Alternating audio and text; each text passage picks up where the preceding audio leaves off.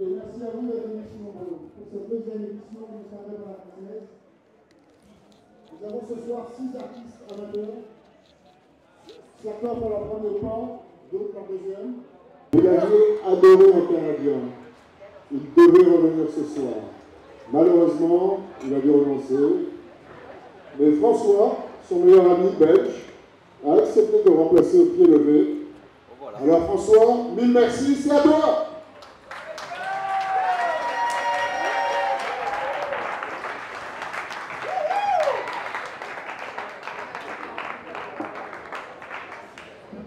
Bonsoir tout le monde. Oh, je m'excuse. Bonsoir, il n'est pas encore ici, mais non, il va être là. Bonsoir tout le monde. Ouais, je suis François et je sais bien, tout le monde est venu pour moi ce soir. Ouais. Parce que tout le monde pense, moi je suis le fameux DJ David Guetta.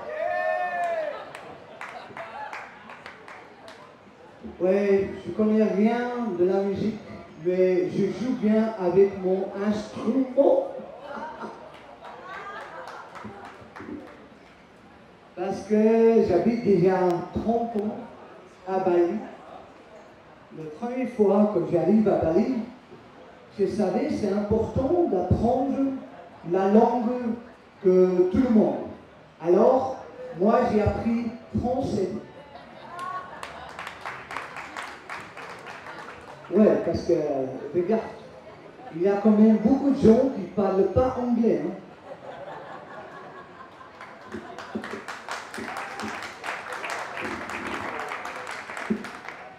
Ouais, moi je suis presque comme un indo.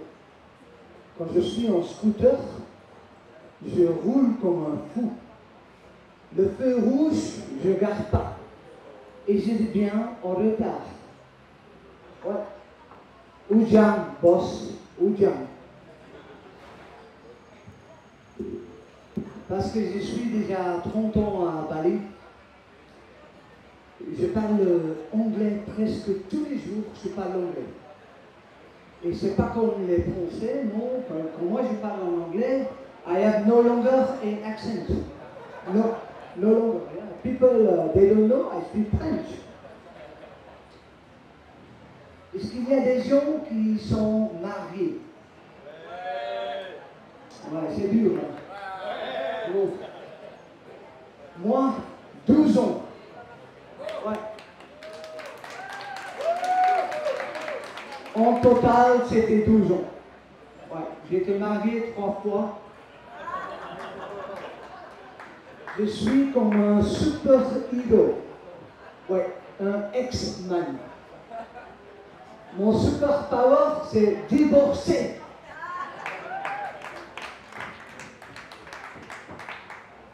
Ma première femme, elle était terrible. Oh, c'était jamais bien. Et elle m'a dit, François, toi tu penses, la maison c'est comme un hôtel. Je dis, chérie, c'est pas vrai, parce que j'ai jamais eu de prostituées. Je sais, il y a des enfants ici. Ouais. Ma première femme, elle m'a pris presque tout. Ouais. Elle a commencé avec mon virginity. La seule truc qu'elle m'a donné, c'était herpès.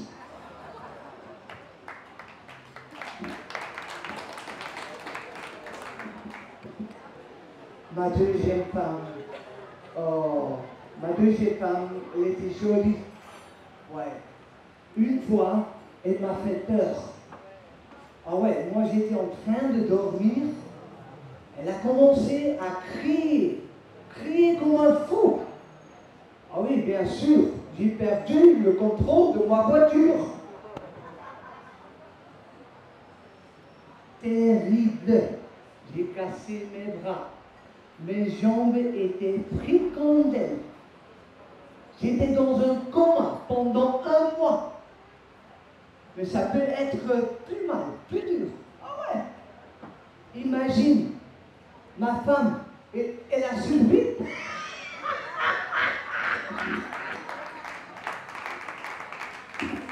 Oui, ça c'est le niveau français. Hein. Ma troisième femme, oh, elle n'était pas chère. Non, pas du tout. La seule truc qu'elle a pris, c'était mon meilleur copain. Ouais. Et j'étais triste parce que c'est très dur de trouver un chien comme ça. Hein.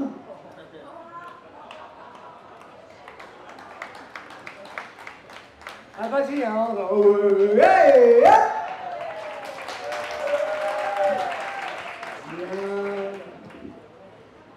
Ouais. Mon chien et moi, nous sommes les mêmes. Lui, il peut pisser partout. Moi aussi. Il aime bien doggy style. Moi aussi. Mais la grande différence, lui, il le lichait. C'est cool. Ouais. Moi, j'ai essayé une fois. Et c'est quand même bizarre, hein. Ah ouais, licher les couilles de chien.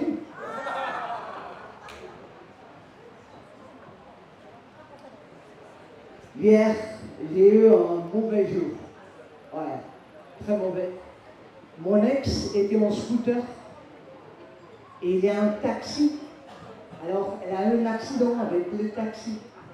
Et après, j'ai eu une discussion avec le chauffeur. Oui, il m'a dit que c'était ma faute. Parce que le moment où il a passé, c'était moi qui ai ouvert la porte.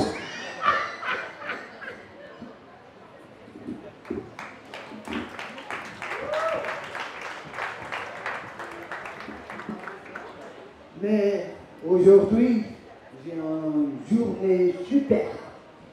Ouais, vous êtes tous ici. Et une de mes copains, il m'a téléphoné. Sa femme est enceinte. Ouais. Moi, je suis très très content. Ouais, c'est la première fois que je deviens papa.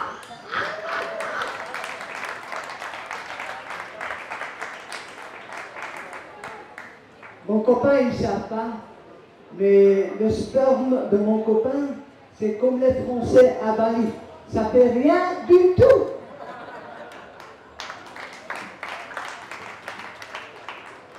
J'espère mon bébé va être un bon papa. Je pense que moi, je vais être un bon papa comme mon papa. Ah, mon papa il était super. Il y a 1 an, il était mort pendant Covid. Mais pas à cause de Covid, il est en train de faire du sexe. Ouais, sexe. À ce âge, il a besoin de Viagra. Alors, le petit saucisson a fait et le cœur. Ouais. J'étais triste because my father, he left before he came. Thank you!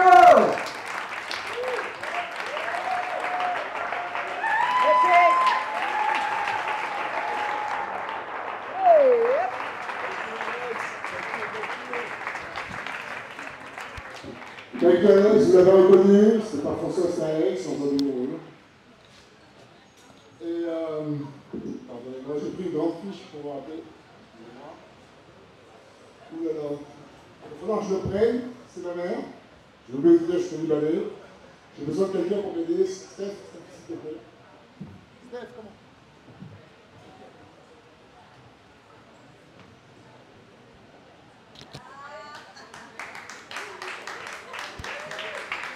Non mais moi j'ai rien ce soir, donc il peut faire ce qu'il veut.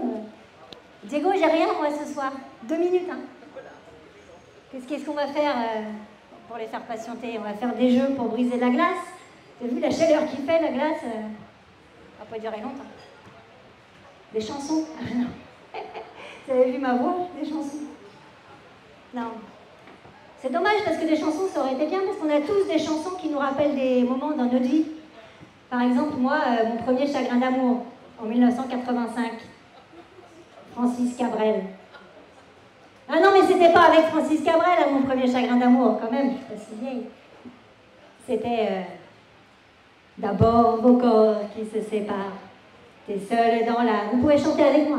T'es seule dans la lumière des phares et t'entends chaque fois que tu respires comme un bout de tissu qui se déchire. Et ça continue encore et encore. C'est que le début, d'accord, d'accord. Eh ben non, pas d'accord. Pas d'accord, ça fait 37 ans que ça me gonfle cette histoire. Alors là, on est 200, il y a bien quelqu'un qui connaît Francis Cabrel? Non? Oui? Parce que s'il y a quelqu'un qui connaît Francis Cabrel, moi je voudrais une réponse à cette histoire de bout de tissu qui se déchire. C'est vrai, c'est quoi ce bout de tissu qui se déchire? C'est pour dire que ça fait mal, par là, comme une bronchite, une pneumonie, la tuberculose. C'est pénible à la fin, c'est pénible de ne pas savoir. Bon, la tuberculose aussi, j'imagine que c'est pénible. Mais bon, c'est pas le sujet. Non, mais parce que moi, ça a des répercussions quand même dans ma vie depuis 37 ans, cette histoire. À chaque fois que j'ai quelqu'un qui se fait larguer autour de moi, et en 37 ans, c'est arrivé quelques fois quand même, et ben moi, je dis pas, un perdu, 10 de retrouver, parce que, un perdu, 10 de retrouver, ça n'a jamais consolé personne. Alors moi, je fais, allez, viens là, viens, voilà. Et vous savez que j'aime pas ça, les gars. Alors je dis, viens là, pleure. Voilà, pleure, tu pisseras moins. Voilà, pleure. Ça y est, t'as fini de pleurer? Ah, c'est dégueulasse. Bon, alors maintenant, respire. Voilà, respire. Tu respires, là? Voilà, et ça fait quoi quand tu respires? Comme un bout de tissu qui se déchire? C'est vrai. Bon, alors... Il y a d'autres chansons, qui nous ont marqués. Par exemple, quand on a des enfants. Quand on en a. Hein. Parce que nous, ça n'a pas été facile d'en avoir. Ah non, ça n'a pas été facile. Il n'a pas suffi de forniquer ou de niquer fort. Vous avez vu, ça marche dans les deux sens. Pour les enfants, ça marche que dans un sens, par contre. Il n'a pas suffi de forniquer à heure fixe ou à date fixe avec des courbes de machin, là. Non, nous, c'était pas, comme on dit avant, les doigts dans le nez, non. Ah, c'est pas les doigts? Ah, c'est pas dans le nez? Ah, mais c'est peut-être pour ça que ça n'a pas marché, alors. Mais alors, du coup... Ah, vous m'expliquerez plus tard. Voilà. Bon, nous, en fait, comme ça n'a pas marché, au bout de 4 ans, on a décidé de jeter l'éponge. Ah, dégueulasse, l'éponge, elle a servi quand même en 4 ans, là. Tu l'as pris sur la tête, c'est bête.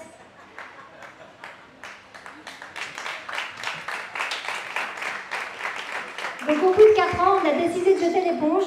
Et puis on s'est dit, on va en prendre un tout fait. Comme on était en Asie, et puis que tout est fait en Chine, on a été à Hong Kong. Parce que nous, le bas de gamme, c'est pas notre truc, donc on a pris du haut de gamme. Mais on en est content, hein. Ah, on en est content. Il est beau, il est drôle, il est intelligent.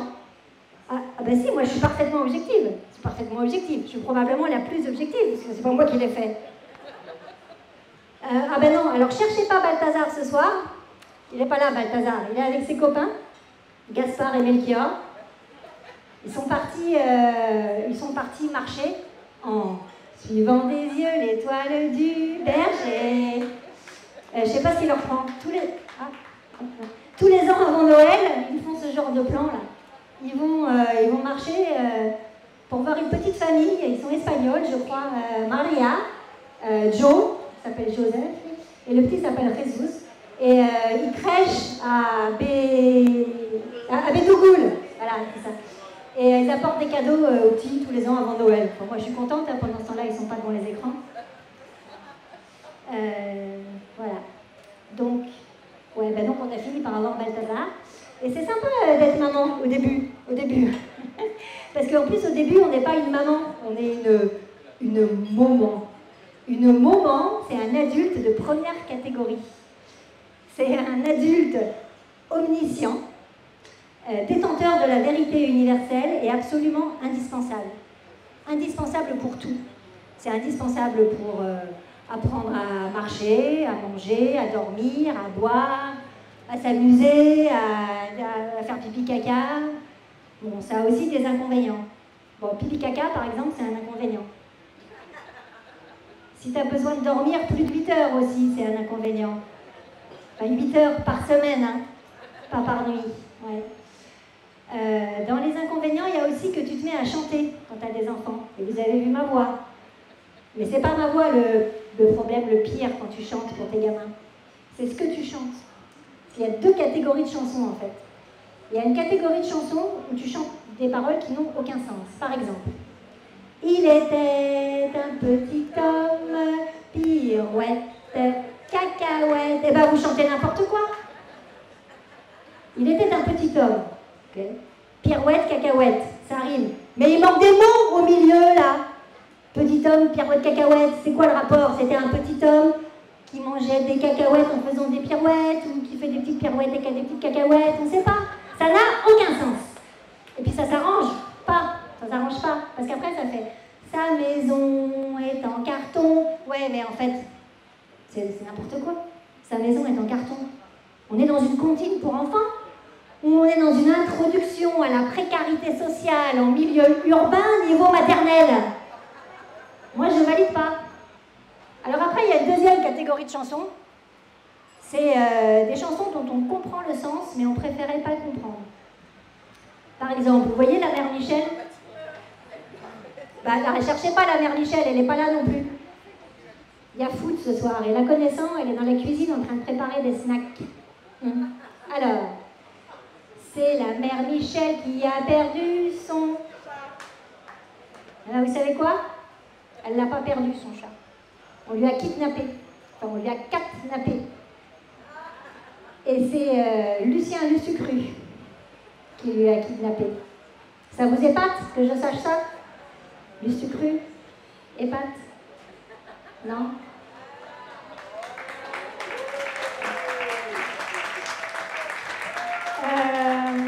Ouais, alors comment je sais que c'est Lucien Lusucru qui lui a catnappé son chat? C'est parce qu'il suffit d'écouter les paroles.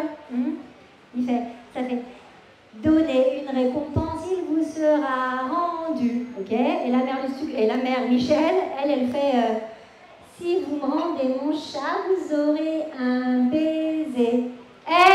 La mère Michel là, ça va pas? On est où là? Lui, il vous prend votre chat, un être cher à votre cœur, la prunelle de vos yeux, un chat, il n'y a pas grand chose de mieux. Et vous, qu'est-ce que vous faites? Vous lui offrez en échange une gratification de nature très intime quand même.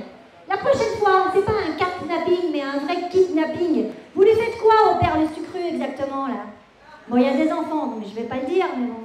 Non, c'est limite, Madame Michel. C'est tellement limite qu'en fait, je vais vous inscrire à un séminaire sur le sexisme, parce que là, c'est pas possible.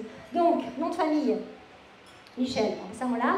Prénom, Michel, 2 LE.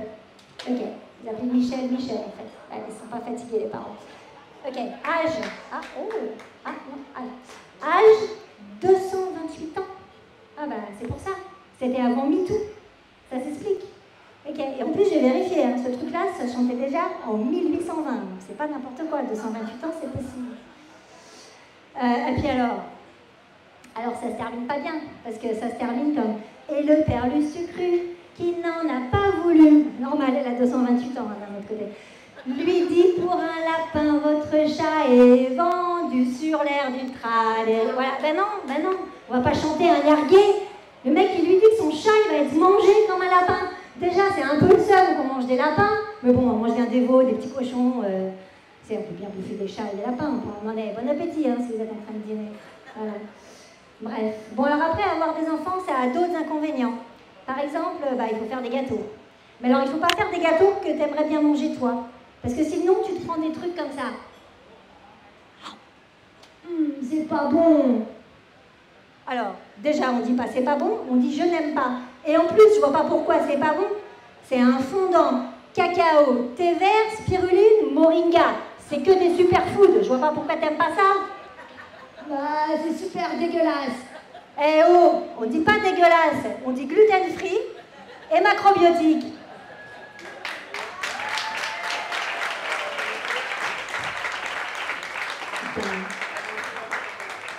Alors, des fois, il y a d'autres problèmes quand on a des enfants. Par exemple, si tu aimes bien mettre des règles chez toi, genre des règles d'éducation, tout ça, tu fais des entorses aux règles, des fois. Alors, par exemple, pour Balthazar, les règles, c'était... tu manges tes épinards, pas d'écran le soir, et tu te couches pas tard. Ça rime en plus avec Balthazar, parce que comme ça c'est plus facile pour s'en rappeler. C'est pour ça qu'on ne l'a pas appelé Gudule ou Frédéric. Voilà. Alors du coup, quand tu sors le soir, jusqu'à 5-6 ans, il pleure et tout ça, tu culpabilises, du coup tu fais des entorses à la règle. Alors du coup ça donne des trucs du genre, alors mon chéri, tu as l'intégrale de Tchoupi et Doudou en DVD, et tu as des bonbons, du coca, de la glace, des pop-corn, des cookies, et la nounou est là, mais si tu veux, tu peux m'attendre, on se fera un petit bisou pour te dire bonsoir quand je rentre, vers 2-3 heures du mat. Voilà. Alors là, c'est plus des entorses que tu lui fais à la règle, c'est ces doubles fractures des chevilles, tu lui fais les ligaments croisés, puis tu lui pètes le nez au passage. Non mais... Oh. Voilà. Bon alors tout ça, en fait, ça passe super vite. Après, tu descends un petit peu, t'es plus une maman, tu deviens une maman d'école. Alors une maman d'école, c'est comme un Gojek, mais plus. Et des fois, t'as un petit bisou.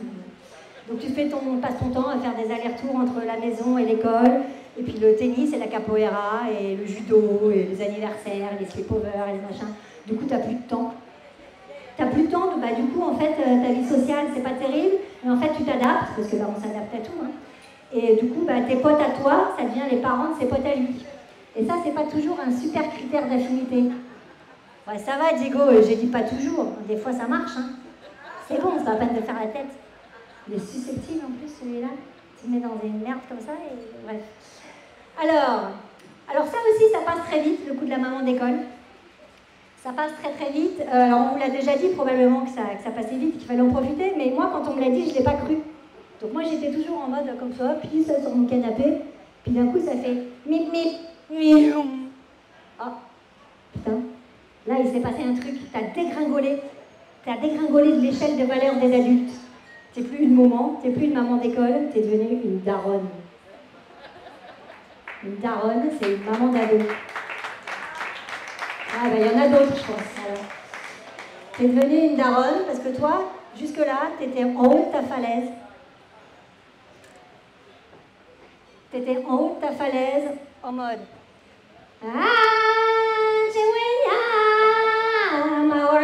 Chihuahua, c'est l'histoire de la vie, le cycle éternel. Et là, tu fais un pas de trop, poum, tu descends de la falaise, tu te retrouves étalé en bas, la tête dans la poussière, à côté d'une flaque séchée, de larmes, les tiennes, et là tu te rends compte que tu es vraiment devenue une maman d'ado. Mais bon. Et puis là, en plus, tu te dis, bon bah c'est fini, maintenant je suis en bas de la falaise, j'ai descendu l'échelle. Avant, j'étais une sorte de mix entre Blanche-Neige, très très belle, et Marie Curie, très très intelligente. Marie Curie, elle irradiait l'intelligence.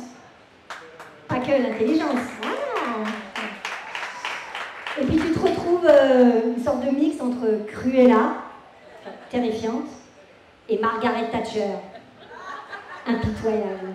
Alors pour Cruella, j'ai déjà la mèche blanche. Pour Margaret Thatcher, eh ben, vous demanderez à Balthazar quand vous le croisez, il a 2-3 idées. Il ne vous répondra pas, hein, probablement, c'est pas grave. Donc toi, tu crois que c'est fini, et en fait non. Tu peux encore creuser un petit peu avec les ongles qui te restent, que tu n'as pas fini de ronger.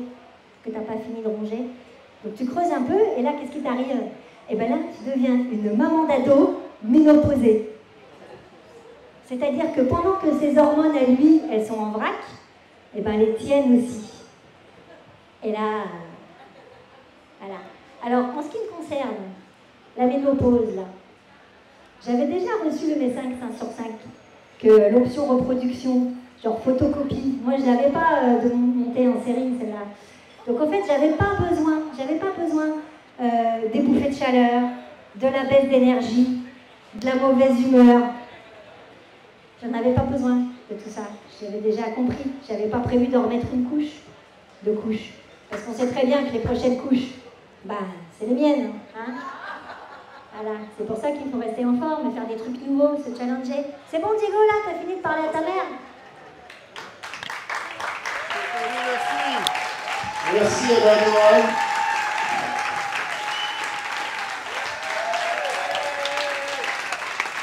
Merci, c'est franchement. Ma mère va bien. Comment ça se fait ce truc-là? Je suis venu carré, merci, c'est sympa. Pour sa deuxième fois sur scène, elle a décidé de laisser son poncho Roberto sur son scooter ce soir pour une nouvelle prestation. Je vous laisse accueillir Charlotte.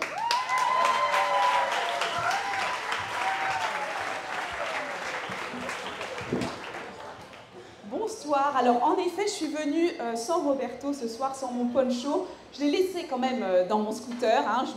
Je l'ai enfermé dans le coffre. Il déteste ça, le coffre, mais je suis un peu obligée parce que sinon, je sais qu'à la première poncho qui passe, hein, vous savez ce que c'est une poncho, on est d'accord?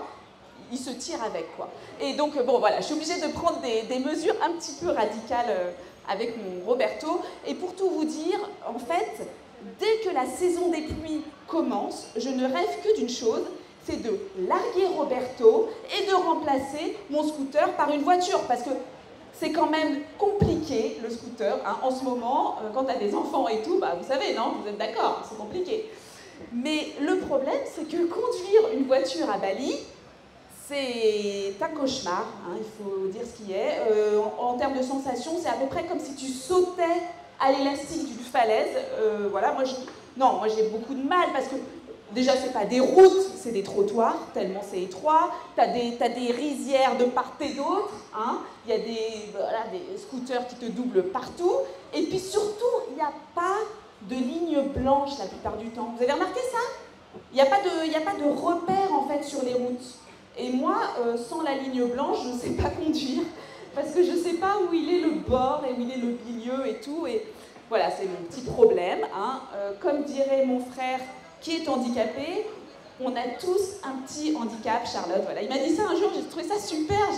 Je lui ai dit, en même temps, toi, t'en as un petit peu plus que les autres quand même, parce que t'es tout de travers, quoi. Mais bon, non, il était pas d'accord. Il m'a dit, oh, ça va. Et puis, alors, il dit aussi un truc... pas mal, mon frère, mais un peu bizarre. Il pense que ce sont les gens de la télé qui décident du temps qu'il va faire le lendemain. Donc, par exemple, il pense que c'est Sophie Davant qui décide s'il va pleuvoir ou s'il va faire beau demain dans tel endroit de la France. Donc, ce qui fait que, premièrement, évidemment, il déteste toutes les présentatrices météo. Il est vénère, quoi, complètement. Il déteste Sophie Davant. Et deuxièmement, quand il est en Bretagne, ce qui arrive assez souvent, il est furieux. Il est furieux parce que il pleut quand même pas mal en Bretagne. Je sais pas s'il y a des Bretons dans la salle. Est-ce qu'il y a des Bretons? 2, 3. Alors on sent qu'il n'y a quand même pas un vrai... Non, c'est pas vrai parce que vous êtes à Bali, quoi. Hein, donc on va pas se mentir entre nous. On sait qu'en Bretagne il pleut tout le temps, mais les Bretons ils disent toujours non, en Bretagne il fait hyper beau, tu vois. En fait c'est pas vrai. Et donc mon frère le matin il se réveille en Bretagne, il est furax, il dit mais attends, elle a encore mis de la pluie, hier il y avait de la pluie et tout, ras-le-bol. Voilà, bon. Et alors moi je suis pas superstitieuse, mais en même temps je me dis quelque part est-ce qu'il a pas un peu raison, parce qu'en ce moment avec cette saison des pluies, le matin tu te lèves, il fait hyper beau, hein, et à 7h45 pile quand tu dois amener les enfants à l'école, c'est là j'ai essayé de faire le déluge, mais j'ai raté. C'est le déluge, voilà. C'est la pluie tropicale. Vous avez vu ça? Ça, c'est quand même super énervant. Et donc, toi, ils sont prêts, ils ont le casque, ils ont le cartable, ils ont les tresses et tout. Et voilà, et t'es en galère avec tes ponchos et ton scooter et tout. Et évidemment, dès que tu les as déposés, la pluie s'arrête, voilà. Alors, vous allez me dire, c'est peut-être un hasard, je sais pas. Mais moi, je me dis, peut-être que c'est parce qu'on t'en veut, tu vois. Peut-être qu'il y a des êtres maléfiques qui gouvernent là les conditions climatiques et qui décident de nous balancer une grosse pluie comme ça dès 8h du mat. Je sais pas. Alors, en vrai, je me pose la question, je me dis que c'est peut-être aussi parce que je suis depuis trop longtemps à Bali. Hein, c'est un truc qui arrive. Je sais pas si vous êtes... Est-ce qu'il y a des nouveaux ici? Est-ce qu'on a des nouveaux à Bali? Des touristes? Quelques-uns, ouais. Peut-être pas... Peut-être qu'on a surtout des personnes qui vivent ici depuis longtemps. Et le problème, c'est quand tu vis depuis trop longtemps à Bali, qu'est-ce qui se passe? Il se passe que tu deviens un peu perché. Hein? Non? Vous vous rendez pas compte peut-être. Moi, je me rends compte que je suis en train de devenir perché. Et ça, c'est un petit peu la cata. Par exemple, les heures miroirs. Est-ce que vous savez ce que c'est que les heures miroirs? Non, alors on a quelques cartésiens devant qui ne savent peut-être pas. Et derrière, j'ai l'impression que, ouais, ils connaissent, là, ils sont là depuis longtemps, ils ont des cristaux partout, ils se baladent en sarong et tout, voilà. Ils savent ce que c'est. Alors les heures miroirs pour nos cartésiens devant, c'est quand l'heure se répète, genre 4h44 ou 11h11. Vous voyez, bah, forcément, ça arrive plusieurs fois dans la journée, hein. 18h18, voilà, vous voyez l'idée. Et donc, quand tu es en France, les heures miroirs, clairement, tu t'en fous, hein, parce que tu n'as pas le temps de regarder ça. Et donc, si tu te réveilles, par exemple, à 7h07, tu vas pas faire « 7h07, ouh, l'univers a un message pour moi !» Ben non, tu vas « Putain, 7h07, je suis à la bourre et tout, vite, le café, et hop, tu files, t'es dans le métro, tu vois. Alors qu'à Bali, bah à Bali, t'as le temps, hein. Tu te réveilles, tu regardes ta montre, 12h12, j'ai bien dormi, dis donc, 12h12. Mais ça veut dire que les anges pensent à moi, ils ont peut-être un petit message. Oh, et puis j'ai faim. Qu'est-ce que je vais manger? Pokéball, Energy Ball, Buddha Ball. Attends, j'interroge les énergies. Normalement, tu fais avec tes deux mains, mais là, je peux pas. C'est comme ça. Ah bah, elles me répondent pas, elles doivent être en pause déj. Hein. Oh, une libellule. Vous l'avez vu? Oh, une libellule, ça veut dire quelque chose, hein. Ah oui, libellule, libellula, stracciatella, italiana. Elle veut que je commande une pizza? Oh là là, je vous l'avais dit. Ah ben oui, évidemment, parce que l'univers nous répond toujours. C'est ça la magie de l'univers. Hein. Alors d'ailleurs, petite parenthèse à propos de ce truc des énergies, j'ai découvert ça récemment à Ubud, hein, forcément, avec une chamane, parce que là je commence vraiment à faire des trucs très inquiétants de percher, et elle faisait comme ça pour choisir son repas, enfin avec les deux mains, tu vois, elle interrogeait les énergies comme ça, pour savoir si elle prenait un œuf ou 2 œufs, et je me suis dit, putain, waouh, c'est bizarre. Alors cette journée à Ubud, franchement je pourrais vous en parler, parce que c'était quelque chose, je ne sais pas si vous avez déjà fait des genres de retraites chamaniques. Ah ouais, non, peut-être pas. Oui, vous avez fait ou pas? Ah, pas beaucoup, ouais, voilà. Bon. Et je ne sais pas si je dois vraiment vous en parler, parce qu'en même temps, je ne sais pas si vous êtes prêts à connaître l'animal totem qui se cache dans mon vagin. Je sais pas parce qu'en même temps, c'est vrai que ça peut être choquant, et puis on se connaît pas encore hyper bien, vous et moi, c'est un peu intime, quoi, mais... Bon voilà, maintenant trop tard, je vous dis, c'était un tigre. Ouais. Je sais. Je l'ai vu, hein. Je l'ai vraiment vu, parce qu'en fait, je vous explique maintenant, c'est trop tard. Il y avait la chamane, alors elle était habillée tout en blanc, quoi, comme une chamane, avec des boucles d'oreilles, avec des plumes comme ça. Voilà. Elle avait un tambour, parce que les chamanes ont des tambours, hein. Je sens que vous n'êtes pas trop calés là encore. Hein. Et donc elle se déplaçait dans la pièce, et nous on était allongés par terre, là, comme, je sais pas, au milieu des fleurs, quoi, comme un truc bizarre. Ils m'embêtent ce truc. Et alors elle se déplaçait, et puis elle était avec son tambour, elle faisait « Vous êtes dans une prairie, papam, papam, ou une grotte, tadam, tadam. » Moi je disais, déjà il faudrait savoir, parce que prairie ou grotte, c'est pas la même chose, tu vois. Et après, elle disait « Vous entendez un bruit? Palam, palam. Vous sentez une odeur? » Moi, j'étais allongée, tu vois, j'étais là, je sens l'encens, mais un peu la nana d'à côté qui avait chaud, peut-être, mais pas grand-chose, tu vois. Et elle me dit « Il est là, il approche. Palam, palam. Osez affronter, rencontrer l'animal totem de votre vagin. » Putain, franchement, j'étais un peu effrayée quand même. Je me suis dit, là, Charlotte, tu vas trop loin avec tes délires, faut arrêter, tu vois. Mais donc, j'ai essayé, j'étais allongée dans la prairie, et là, j'ai vu un tigre avec sa énorme gueule poilue qui est arrivé. Ouais, et depuis, j'ai peur.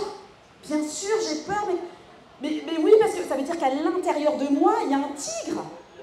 C'est dangereux quand même, non? Vous, voilà, je vous dis ça. J'ai un tigre caché dans mon vagin, j'ai peur. Ouais, ça va, c'est cool. Non mais, t'aimerais toi? Non, Steph, je sais qu'elle aimerait. Mais toi, t'aimerais avoir un tigre caché dans ton vagin? Bah non. À toi, peut-être, par contre, tu aimerais. Un petit peu coquine.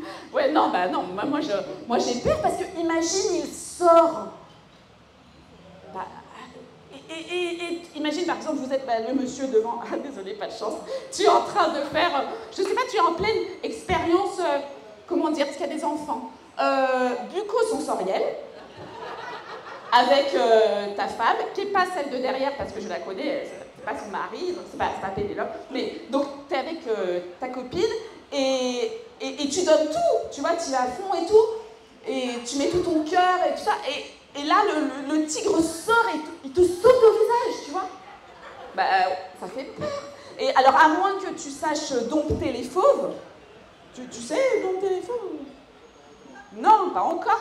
Donc voilà, bah là, t'es emmerdé parce que tu vas être défiguré, et après, en plus, pour justifier, tu vois, les gens, ils vont te dire « Ah, mais qu'est-ce qui t'est arrivé, Bastien, imaginons que tu t'appelles Bastien, je sais pas. Et qu'est-ce qui t'est arrivé sur le visage, tu peux pas expliquer tout le contexte de, tu vois, de la nana, le tigre et tout. Donc, voilà, donc, non, donc...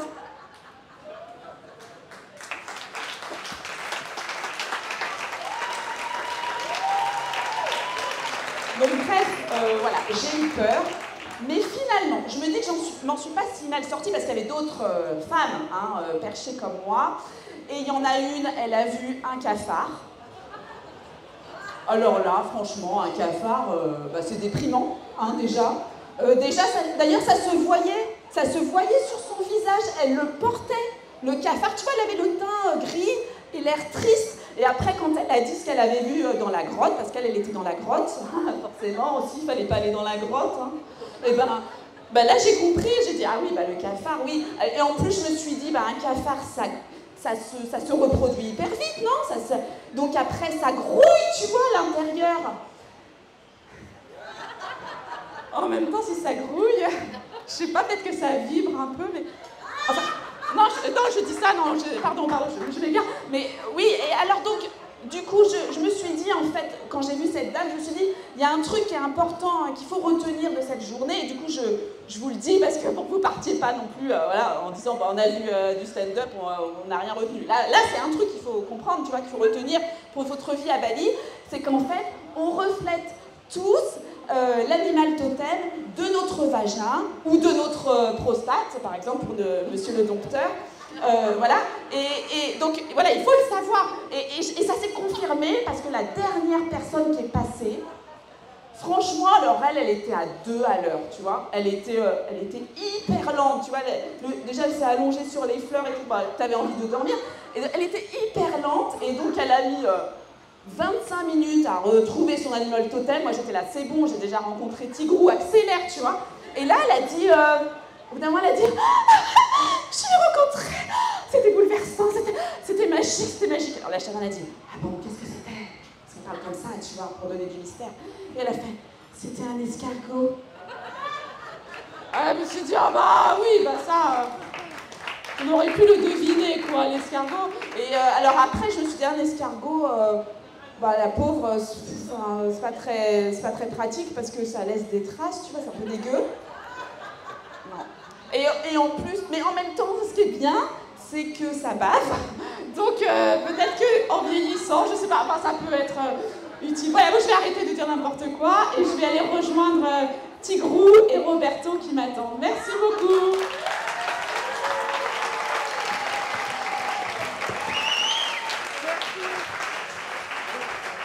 Merci Charlotte, de l'énergie. Et maintenant, tous les tatoués qui avaient ri et pleuré lors de son dernier siège ici, directement depuis Beyrouth, avec décalage horaire, pour la deuxième édition, veuillez accueillir Power!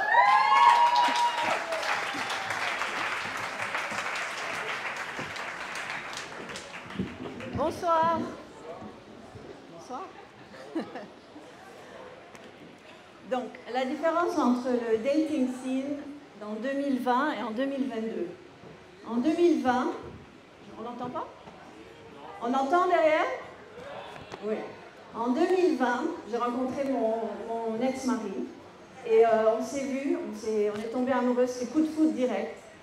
Et voilà, 3 mois après, on était fiancés et mariés au bout de 8 mois. C'est comme ça en 2020. Et en fait, ce qu'on ne vous dit pas, c'est que quand on se marie, on nous met il y a le voile blanc, transparent, très joli. Et au mariage, on le lève. Mais en fait, c'est faux, c'est une blague. Parce qu'on enlève le voile blanc, puis on vous met un voile noir opaque. On ne voit plus rien après. Parce qu'on voit que son mari et rien d'autre. Et là, maintenant, 2022, on a enlevé le voile, séparation, et là, je vois tout. On voit tout. Les mecs, les pecs, les six-packs, les muscles, machin. Je voyais rien avant, maintenant je vois tout. Et ça fait du bien, je vous dis. Donc voilà, la différence entre 2022 et 2020, c'est que maintenant on a des applications. Avant, il n'y en avait pas.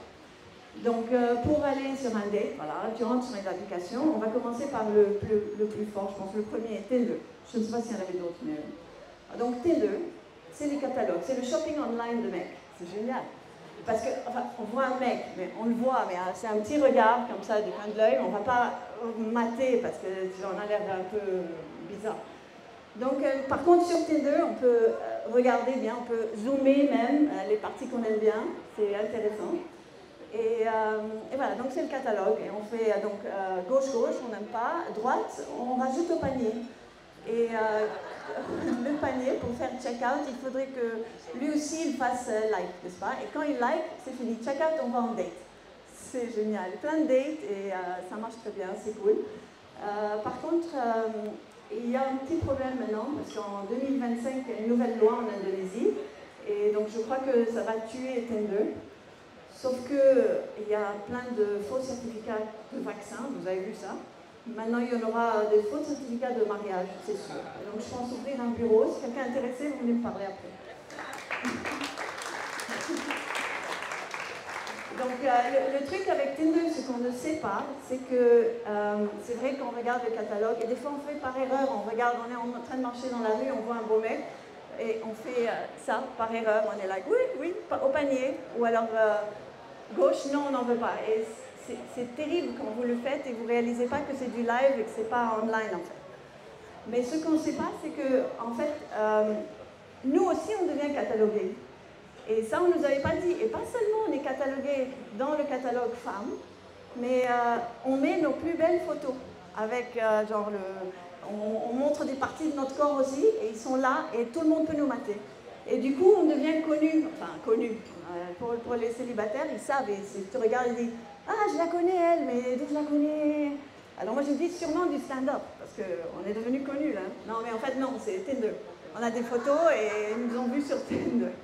Donc c'est un peu, bon, c'est pas très bien. Donc voilà, Tinder mort. On passe à Instagram. Instagram c'est plus cool parce que tu peux liker les amis des amis, donc tu fais connaissance comme ça, c'est plus sympa. Tu likes, et au bout d'un moment tu as des messages et tu réponds aux messages. Ouais, puis tu vas en date ou pas. C'est cool. Donc, et quand tu passes à WhatsApp, là, ça devient sérieux. WhatsApp, tu te prends ou des dates, ou des râteaux dans la gueule. Mais au moins, c'est live action. Et en parlant de live action, donc je viens d'arriver de Beyrouth et j'étais par Jeddah cette fois. Donc, je suis à l'aéroport, je suis assise, j'attends mon vol. Et il y a un type à côté de moi qui est assis avec sa canette de coca. Et en fait, Jasmine disait que les Marocains, ils font pour le jus d'orange, mais en fait, ils font ça avec tout.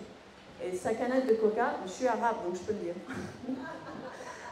Donc sa canette de coca, il essayait de faire léviter les bulles, une bulle à la fois, et c'est comme ça que ça fait. Avec chaque gorgée. Alors là, première gorgée, tu dis, ah, c'est une erreur, le pauvre, il n'a pas fait exprès.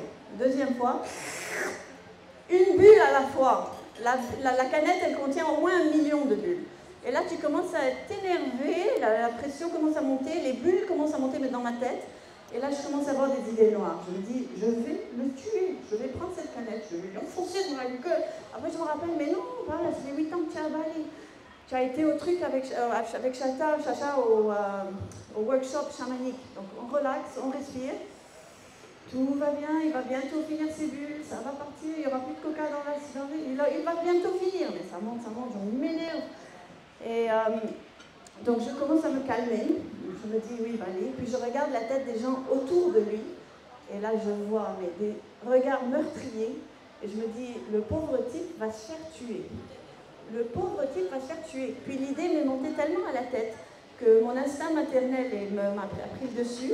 Je me suis levée, j'ai pris la canette de sa main et je l'ai jetée très loin, et elle est tombée à poil sur la tête d'un type que bien sûr j'avais maté avant parce qu'il est bien musclé et très beau mec. Mais alors bien sur la tête, et il se lève, il fait 2 mètres de haut, bien baraqué, et il se tourne il avait un regard mais terrible, meurtrier, il cherchait qui avait jeté cette canette. Je lui dis, il va me tuer, je suis morte. Il se lève comme ça, il vient vers moi furax, et quand il me voit, il fait un grand sourire, il me fait « Ah, Paola, mais je te connais de Tinder !» Voilà, merci.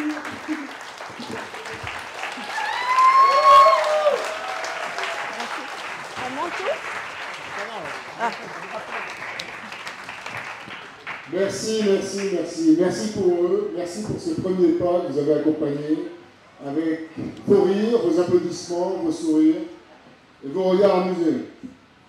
Si cette soirée vous a donné envie de participer, ou si vous avez perdu un pari, rejoignez-nous, on vous attend sur scène.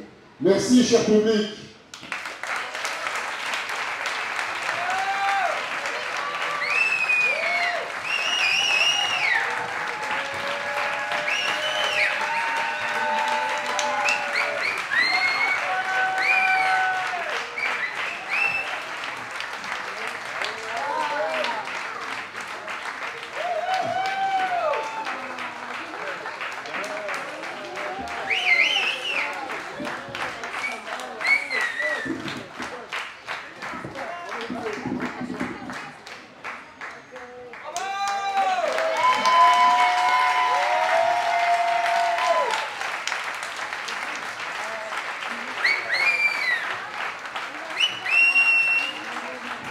Merci, rendez-vous au bar.